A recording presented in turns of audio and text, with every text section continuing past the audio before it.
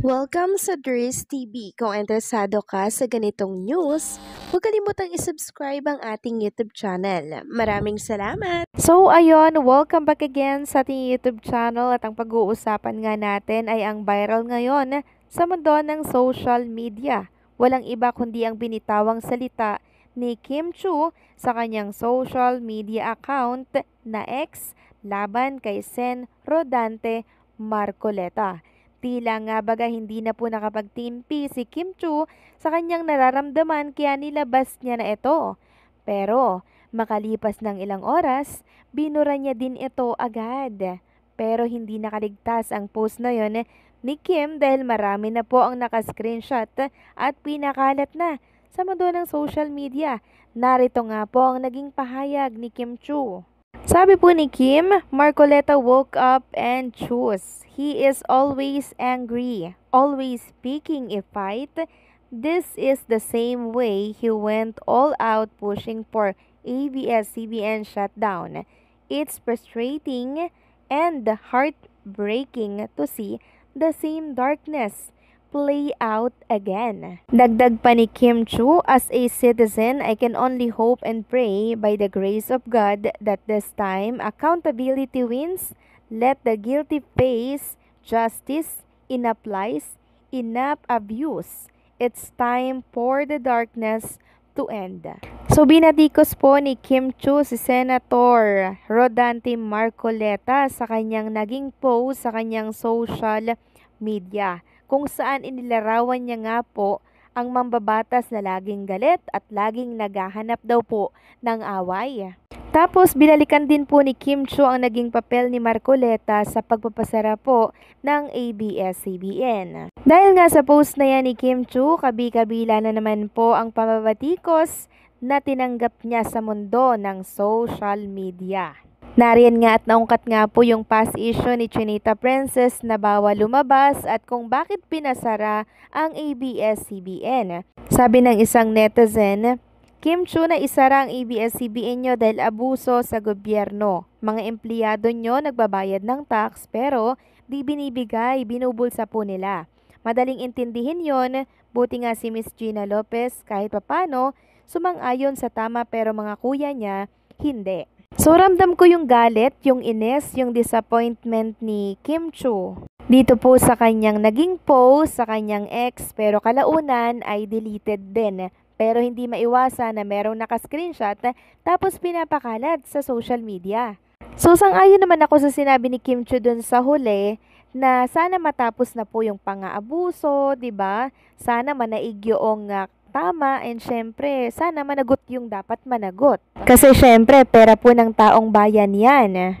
And also, si Kim Chu po, isa din po yan sa may pinakamalaking tax na binabayad. And ako naman, hindi ako against sa ginagawa pong pamamaraan ni Sen Rodante Marcoleta. And I'm sure iba-iba naman po tayo ng opinion, 'di ba? At pinapanigan. At ginagalang naman natin yung mga opinyon ng bawat isa. Pero syempre, wag nating kalilimutan na dun tayo pumanig sa tama.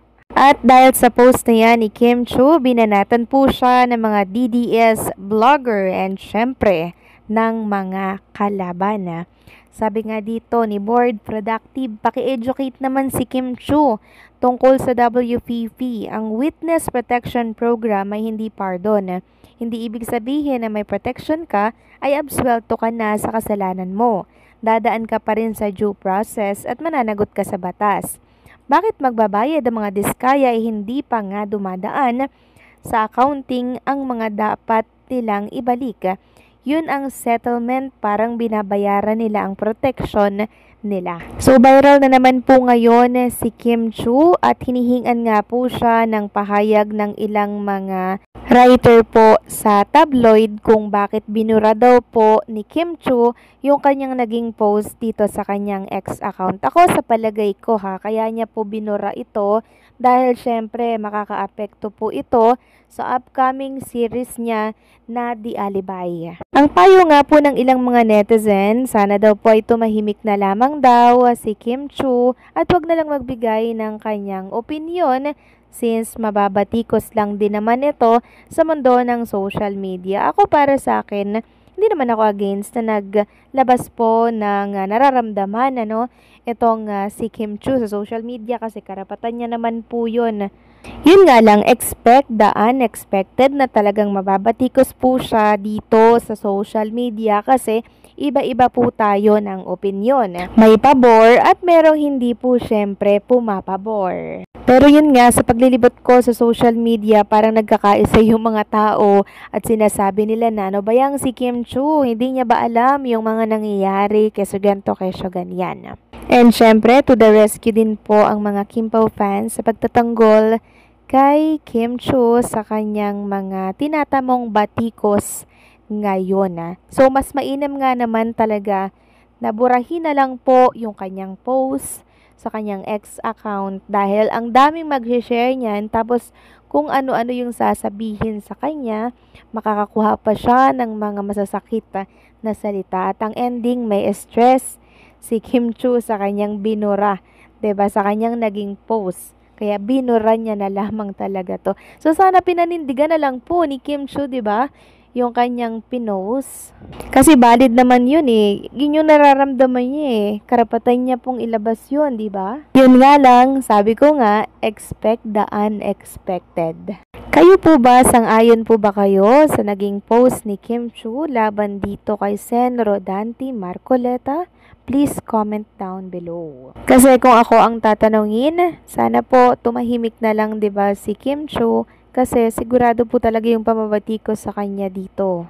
And hindi naman din natin masisisi si Kim Chiu, hindi po ba? Dahil valid yun, valid yung kanyang nararamdaman. And si Sen Marcoleta naman po, tingin ko ginagawa niya naman po yung dapat, 'di ba, para maibalik yung pera ng taong bayan na syempre kailangan po ng masusing investigasyon.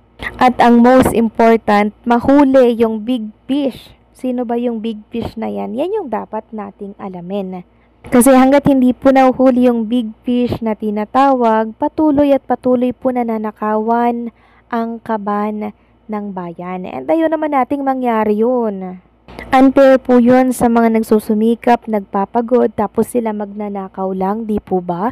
Kaya ramdam ko yung galit ni Kim Chiu doon sa nakaraang post niya, di ba? Para doon sa September 21 na rally na kung saan dapat andon siya pero hindi po siya naka-attend dahil nga po siya ay may taping sa kanyang series dito po sa Cebu. So yun po yung layunin ni Sen Rodante Marcoleta. Kaya niya po ginigiit yung protection dito po sa mga diskaya para mas marami pa syempre yung malaman natin, mas mahuli kung sino yung big fish sa likod ng korupsyon. Kayo po ba, ano po ang opinion nyo dito? Please comment down below.